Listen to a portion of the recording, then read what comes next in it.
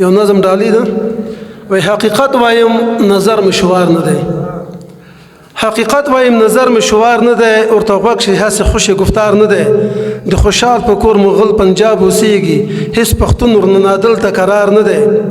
او یو تړون ته یو مضبوط عزم پکار دی نور پکار په دغه کار انتظار نه دی لر پښتون او بر پښتون وژني بې رحمه خپله برخه رانه اخلي بې له سهمه تر ګوشتي ازغن تار دی غځولی خپله سیمه رانه اخلي بې له فهمه خدای اخلاص کړه افغانان له دې بلانه ویره ختمه د پښتون که له دې خشمه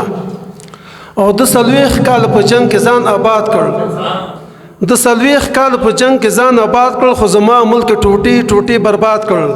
که ته غواړې چې دی هم روحن برباد شي که ته غواړې چې دی هم روحن برباد شي د کونړ په سیند د لس بند آباد شي د اوبو مهار زمونږ آبادي ده د پنجاب او ګلخانانو بربادي ده شجاعت مې دی معلوم تل په غورځنګ یم د خوشحال او د ابدال د تور شرنګ یم دلته روس و امریکا انګلستم نشول زه ګټونکی په میدان د هر یو جنګ یم اوس مو وړي تعصبونه ژبني دي هزاره ازبک تاجک پښتون تر څنګ یم او بس د ډېر د فتوی راکړې ناقصې زما کور کې جنگ دستا د کور دفاع وه او کوم ناتار نو چې تار باندې وکړ زه په ویروم خو دا ستا کور کې خندا وه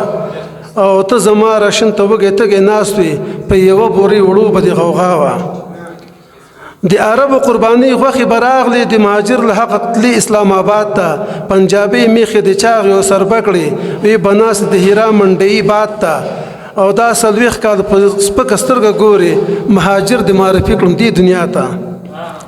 په هغه ورځ به روژه د شکرانې وي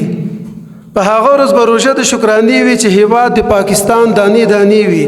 نیم زمونږ نیمه نقشه د هندوبار شي جنازه د پاکستان په اوږو بار شي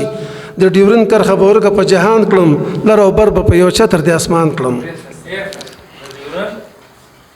د ډیورن کرښه به ورکه په جهان کړم لر او بر به تر یو چتر د اسمان کړم ما پګړۍ په سر تړلی او تا لنګ دی وایې کله دا ستا رنګ زما په منګ دی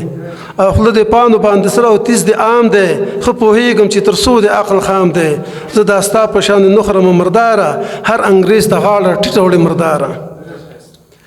او ستا د شمې سینما فحاش فلمونو نمایش پکې د لسو اندامونو هر ورځ ورځي زرګونه نندارې ته حق حیران یم ستا اسلام او ستا فتنې ته تبلیغي جماعت دی هم ورته خاموش دی ورنتلی په دې اړه عقل او هوش دی او هر ورځ د پښتنو په کور چاپی وي هر ورځ د پښتنو په کور چاپی وي پښتنې خویندې بې ستره بې اسرې وي پښتنو ظلمونه ډک ستا زندانونه په ژوندونې پرې کوي روغ اندامونه او پښتنو سره د جوړه تربوري ده جوړه کړې د په سر ورته بولي ده او اور د بل کړ خشو خپله پکې سوځي اور د بل خشو خپله پکې سوځي تېروه په د انګار کې شپې او ورځې چې ویستلې د ژورې کندې ماته خود به خپله پکې ولیږم وایم تا ته او معرفي د ټول جهان ته دهشتګر کړم هم جدا د په نامه د لر او بر کړم او زه نظیر د هغه ورځ په انتظار یم زه نظیر د هغه ورځ په انتظار یم اباسین غوندې روان په غړمبهار یم افغانۍ فوج له خیبر تر ګوادره ټول سیمې درنه ونیسي په نره پښتانه به ټول آزاد شي له عذابه جغرافیه به مو شي خلاصه له پنجابه جغرافیه به مو شي خلاصه له پنجابه مننه